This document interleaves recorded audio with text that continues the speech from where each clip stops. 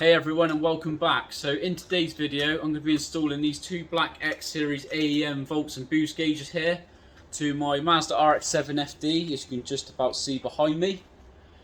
Now I've never installed these gauges before, but I'm going to give it a go today. I've done a little research, so I've got an idea of how to do it. It's just a case of trying it.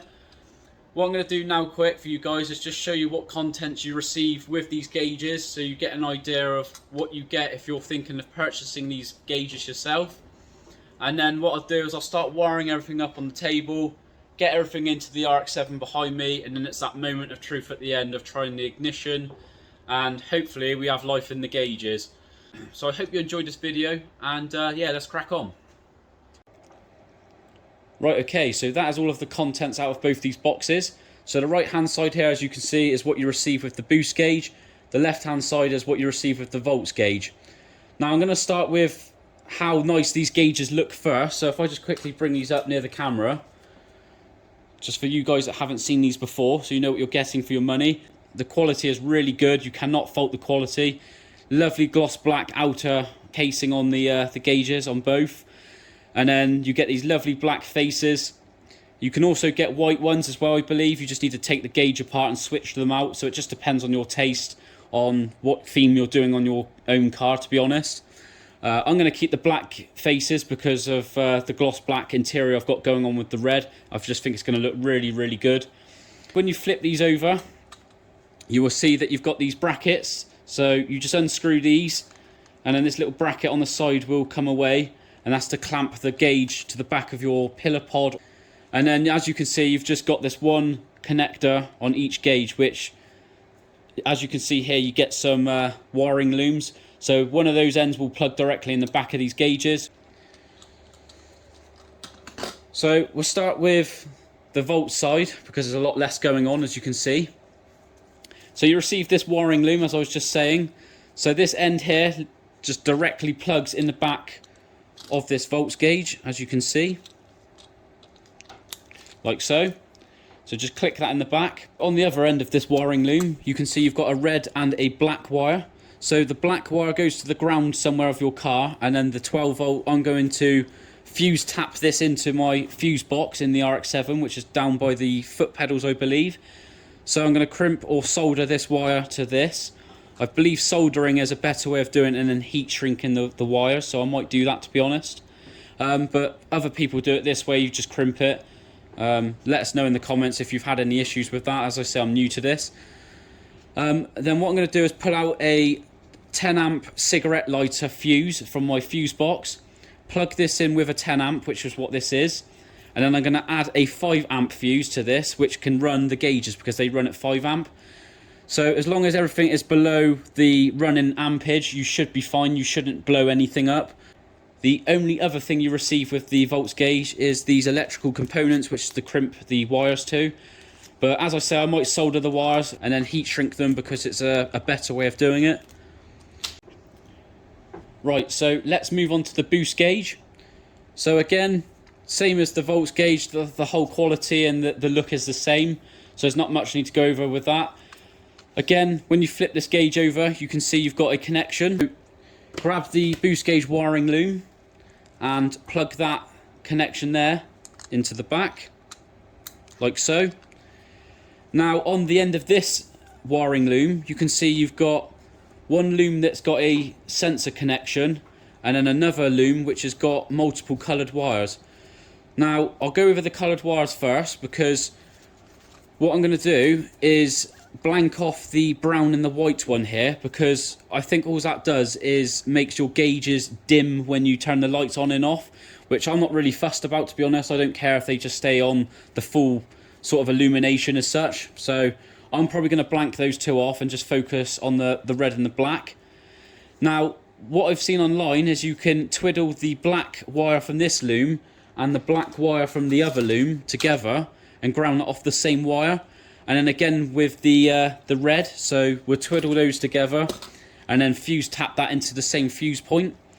And that should work, to be honest, from what I've read online. So it's just going to be a case of giving it a go. Now, this sensor connection goes into one of the components you receive in the box, as you can see here. This here will go straight into this, that way. So just give that a little push and it'll click into place, like so. And on the other end, you can see it's threaded. If I just come up near the camera. And what you do is grab this other piece you receive in the box. This will screw all the way down, which I won't do for now. You screw this all the way down, and then you grab this vacuum hose, which you get in the box supplied. That'll go to this. So yeah, you pop this vacuum hose over this end. I won't put it all the way down, as I say, because I'll do that in a bit. It's just to give you guys an idea of how it should be. Then what happens is this end will get pushed through to the engine bay. So what you need to do is find the best sort of hole to push this through into your engine bay. On the RX-7, this will go directly to the plenum. Now, I run a boost controller, so I want to keep the boost controller and run this gauge. So they supply you with this T-piece. So I'm going to have to push one end on this T-piece, like so. And then my boost controller is going to have to come in on the side. And I'm going to have to get another bit of hose to come off of this to go to the plenum, if you see what I mean. So that way you can run both the gauge and the boost controller. Hopefully that is the correct way of doing it. That's just what I've read online, so it's going to be a case of trying it and fingers crossed it is okay. Again, you just get some electrical connections, but which I'm probably not going to use because I'm going to do some soldering. And yeah, that is pretty much it, guys.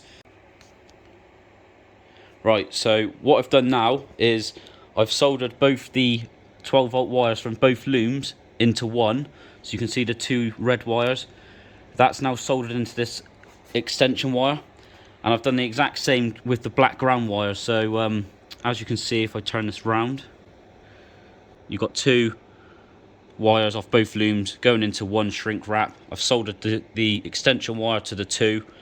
And then I'm going to just cut this about here, I think, just so it gives me that little extra room just to reach the fuse box and the ground point that I've chosen. So that's what I've done. You may not have to do this on yours, it's just something I've had to do just to reach those points. And as I say, you can ground and plumb in your 12 volt wires anywhere you choose. So what I'm going to do now, start pushing the wires from this gap here through to the side and then down to the foot pedals. Now, when I get down to the pedals, you can see the fuse boxes here to the right. So what I'm going to do is take out this 10 amp fuse here on the bottom left, because that's the cigarette lighter.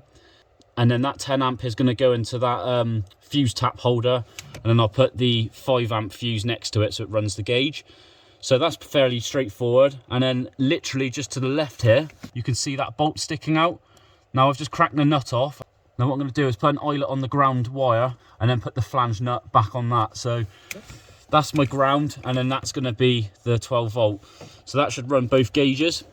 So that's what I'm going to do now, start threading those wires through, and then I can put the fuse tap on and we can test the gauges out, and fingers crossed everything's going to start to work.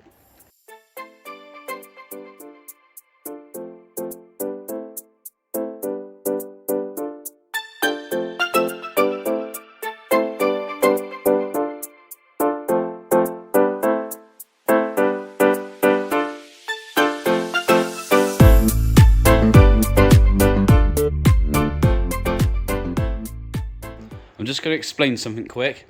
So as you can see in my interior, I've got all my speedometer ripped out and all this whole section pretty much gone. Now you don't have to do this, it's just something I've taken off because I had a load of extra wires that I didn't need. I also ran a turbo timer, which I didn't want to run on the car because that can flood the RX-7s really easy, so I wanted that ripped out immediately. It's just something that's been on the car since I've owned it. So yeah, I've just taken everything out. I've gone through all the wires that I don't need and pulled them out. Also, whilst doing this job, I've got a lot more room now to work to thread the wires in the correct places. Now, whilst I'm here, this is the boost sensor you get in the AM package. So that is the boost hose from my old gauge. So I'm lucky enough to be able to use this. But if you need to do the install yourself, if you go back under to the pedals on the RX-7, you can see at the top here, so right at the top of the driver's side pedal, that is the boost hose. Now just push your vacuum hose through that hole, and then that should come through into the engine bay.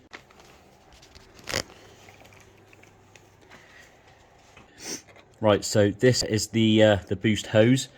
which is coming out from this hole here, as you can probably just about see. So yeah, that's coming from inside the car.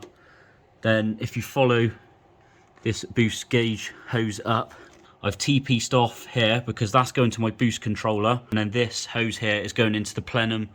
As you can see, it's this hose here, so it comes directly off of this inlet.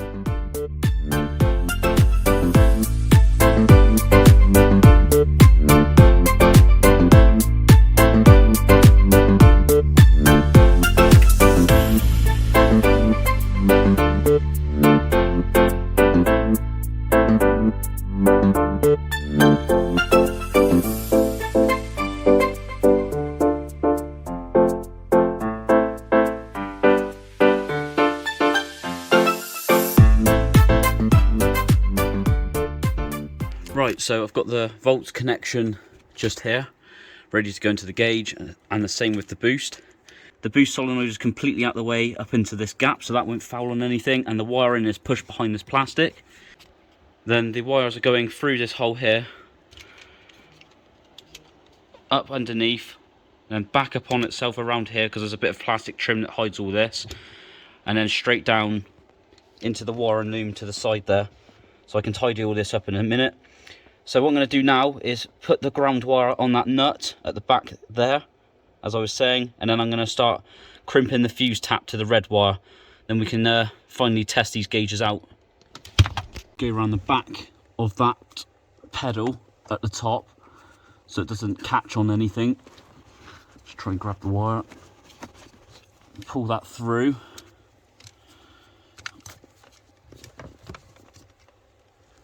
And then this wire and the loom will all be cable tied right up here out the way, so you won't see any of these wires. And yeah, now it's just a case of putting this eyelet here on that stud at the back there. It's going to be quite fiddly.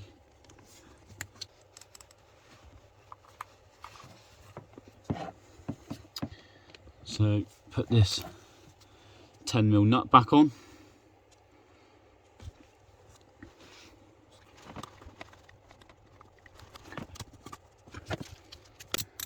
Then just use a 10mm socket or a spanner just to nip that flange nut up at the back there. But now when I pull this wire, that will go up out the way behind the pedal, so it's not fouling on anything. And then okay, we'll tie this to that wiring loom, as you can see just up here. So this will be completely out the way, and yeah, it should be a nice tidy job. So what I'm going to do now is pull this fuse out and then crimp the fuse tap to the red wire.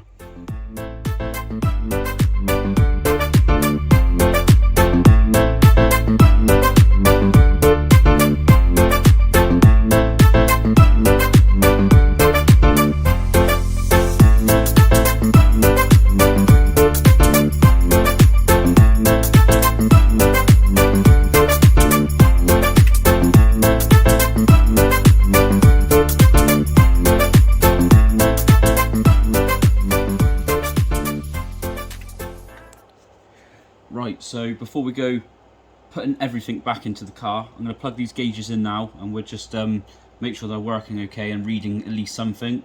So we'll do that now.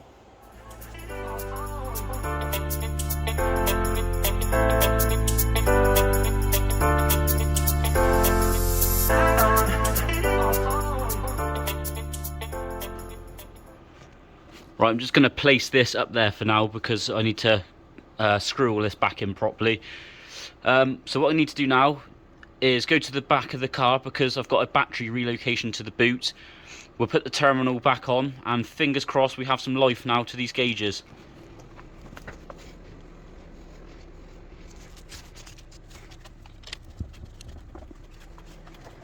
Moment of truth, hopefully we get some life to these gauges. Now, I'm probably expecting the boost to read 0 or something different because the car's not going to be started up today. I will get choked out with fumes if I start this up in this garage with the door down. And unfortunately, it's absolutely hammering down with rain outside, so I can't even take the car outside to start it up. The volt should read something. It probably will be a bit low because I've had the car off for a while, and I've got my Gredi Profect boost controller just down here. So let's put the ignition on and see what we get. Right, so as predicted, I'm getting low voltage reading, which is probably about right. It's enough to start the car. Now I'm guessing that's just because the boost sensor is reading 0, because the boost controller down here is reading exactly the same.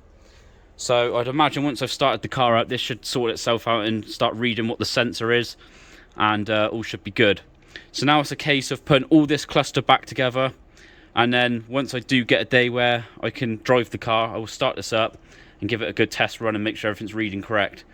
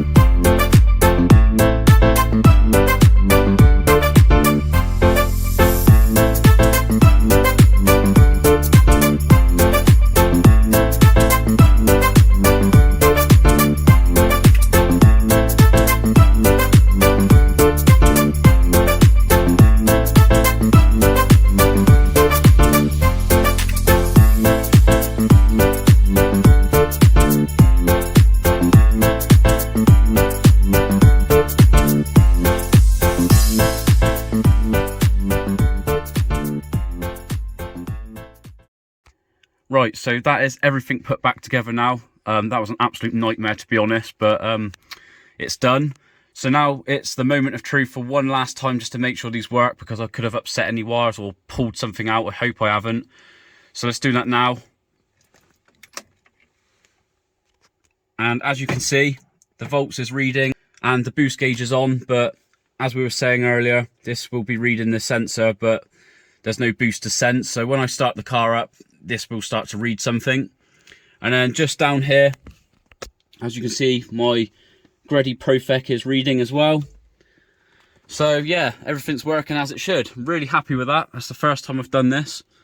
So I hope I've helped someone out how to wire up a volts and boost gauge to your Rx7 or any other car here. And yeah, keep an eye on the channel for the next ones. Thanks for watching.